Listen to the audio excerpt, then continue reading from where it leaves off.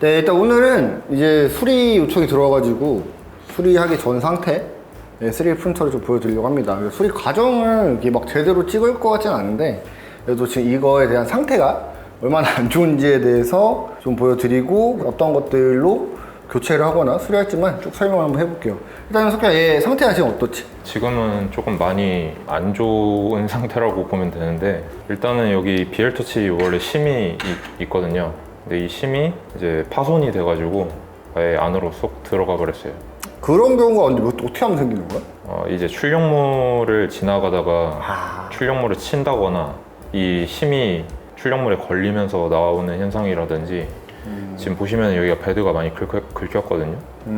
그래서 이런 과정에서 이제 이게 손상이 될 수가 있어요. 왜냐면 이제 제대로 출력이 안 되면은 필라멘트가 되게 엉켜서 출력이 되겠죠. 그 상태에서 이제 BL터치를 치는 경우가 많아요. 레벨링 문제였던 건가? 그러면 아니면 그냥 지금 다른 오류였을 수도 있나? 그러니까 원인이 다양할 수는 있는데 지금 그냥 육안으로 봐서는 그 레벨링 문제가 일단 많은 것 같고, 그다음에 그게 반복적으로 여러 번 일어나면서 노즐 팁도 이제 갈려서 닳거든요. 그러면 출력이 또 안 돼요. 그걸로 인해서 이제 계속 다른 데 이제 손상을 입는 거죠. 어쨌든 전반적으로 BL터치하고 노즐 팁이라고 해야 되나? 노즐 팁도 네, 노즐 팁 팬이나 이런 건 문제 없었어? 있죠. 네, 팬은 점검을 해봤었는데 팬은 딱히 문제는 없었어요. 근데 이제 성능이 처음 사용할 때 대비해서는 조금 약해진 상태긴 해요. 그렇다면 얘를 지금 고칠 부분들은 어디지? 일단 첫 번째로 좀 전에 말씀드린 이 노즐 팁, 그 이제 이 아래쪽에서 봐요. 히팅 블럭이라고 하는데, 히팅 블럭도 청소가 필요해요. 이 은색 있죠? 네모난 거, 이게 히팅 블럭. 밑에 있는 게 노즐 팁. 그래서 이 두 개를 이제 교체를 하던가 청소를 하던가 해야 되는데, 보통 히팅 블럭은 이제 손상을 입지 않으면은 청소하는 단계에서 끝나긴 해요. 히팅 블럭을 교체할 단계는 언제냐? 온도 서미스터 센서가 이제 고장 났을 때, 그때 이제 히팅 블럭을 같이 가는 경우가 많아요. 그리고 노즐 팁은 자주 가는 경우가 많고요. 이 BL터치 심은 아까 들어가는 거 보였죠? 파손돼 있더만. 네, 원래는 이제 이 심이 휘면은 이게 깜빡깜빡거려요. 근데 지금은 휘진 않고 부러져서. 네, 휘진 않고 부러진 상태라서 불은 들어오지만 제대로 작동은 안 될 거라는 거. 그래서 이거를 확인하시고, 그다음에 두 번째로 보시면은 여기 이 롤러, 프로파일 롤러를 확인해 봐야 되는데, 여기 지금 이쪽 위에서 보면 돼요. 이쪽 보면 제가 지금 손으로 돌리면 돌아가죠. 돌아가면 안 되잖아. 네, 돌아가면 안 돼요. 얘가 이렇게 꽉 물려 있어야 돼요. 재밌네. 그러면은 재밌는 친구가 됐네. 네, 어디를 조절하면 되냐? 네, 이게 돌아간다는 겁니다. 이거. 네, 롤러 바로 위에 편심 너트가 있어요. 아, 너트. 네, 육각형 모양으로 된 너트가 있는데, 이 편심 너트를 살짝 조여줘야 돼요. 이거를 너무 과도하게 조이면 얘가 오히려 안 움직여요, 나중에 출력하다가. 그렇죠. 네. 제 속도만큼 못 내서 이제 출력이 중간에 안 브레이크가 나오니까. 걸리면서 이제 출력에 문제가 생기기 때문에 어. 편심 너트를 적절히 조절해줘야 된다. 그 다음으로는 이 테프론 튜브 보시면 이렇게 아래로 처지죠. 네. 이러면 안 돼요. 이거 왜 이렇게 된 거야? 테프론 튜브를 한번 교체를 하신 것 같은데, 아, 우리가 자가 정비하신 거야? 그렇죠. 아. 근데 그 과정에서 다 걸려. 이 테프론 튜브를 여기에서 잘라서 했어야 되는데. 얘가 이렇게 아치 형태로 나와야 돼요. 그러니까 여기서도 예를 들어서 그러네.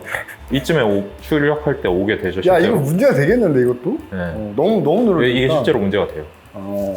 중간에 필라멘트가 브레이크가 걸리니까. 근데 이렇게 당겼을 때 얘가 이렇게 돼 있다, 예를 들어서. 네. 그럼 여기서 이렇게 브레이크가 걸려요, 또.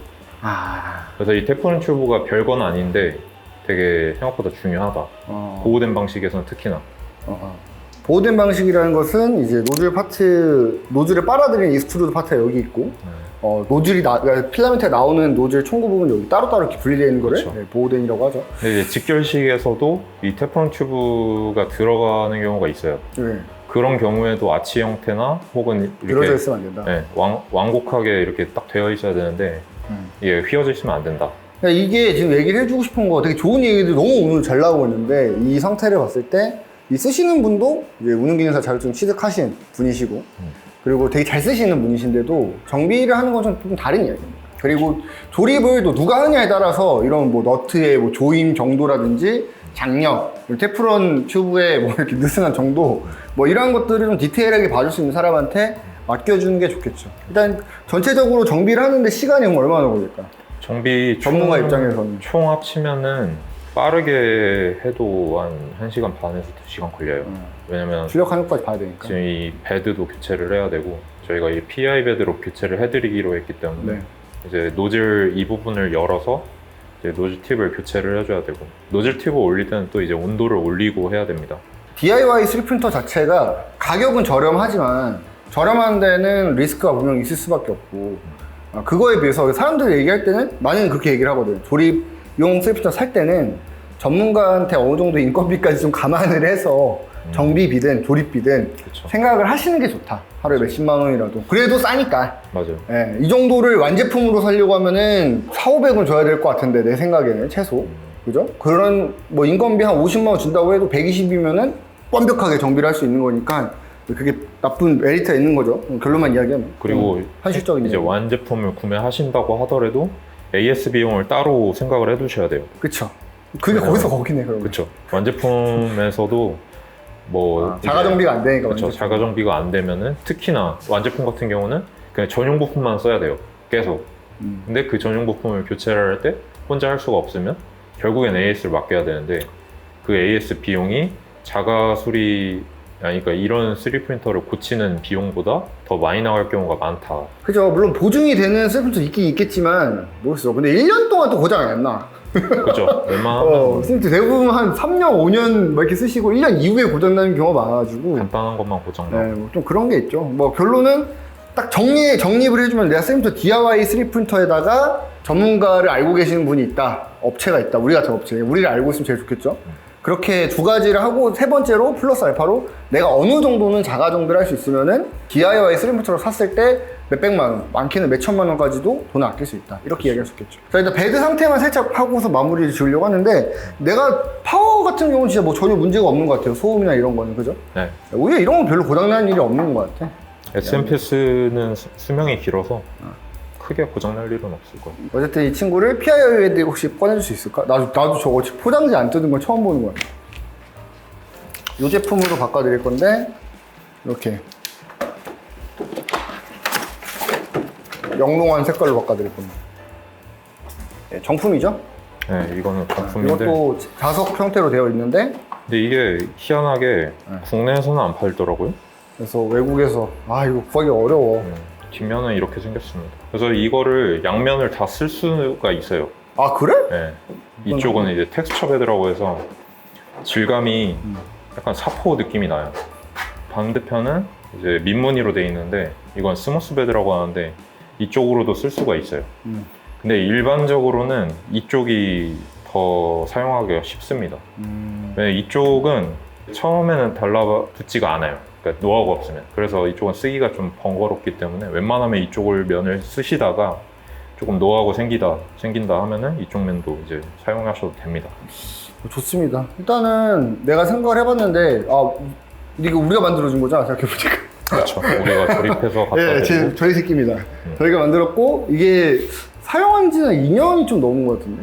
꽤 오래되셨어요. 네, 한 2년 넘은 것 같은데? 근데 그동안 그래도 나름 잘 썼는데 이렇게 한 번씩 정비를 맡기러 오면은 또 우리 이게 그 당시에는 PI 베드가 없어가지고 올려드렸는데 이걸로 교체를 해가지고 다음에 성능 테스트를 한번 해보는 걸로 하도록 하겠습니다. 자, 그래서 이제 교체할 게 PI 베드 이거 하고 또 뭐 어떤 거 교체해야 되죠? 일단 이렇게 노즐 생긴 노즐 팁이 있고요. 여기서 이제 필라멘트가 녹아서 나온 거죠. 0.4 노즐입니다. 그다음에 아까 말씀드린 대로 비엘 비엘 터치의 이 심. 네, 심이 이제 파손이 됐기 때문에 교체를 나중에 해줄 거고요. 이렇게 그다음에 얘는 이제 그 히팅 블럭을 여기에 마감하는 들어가는 이제 그 실리콘 마개인데 네.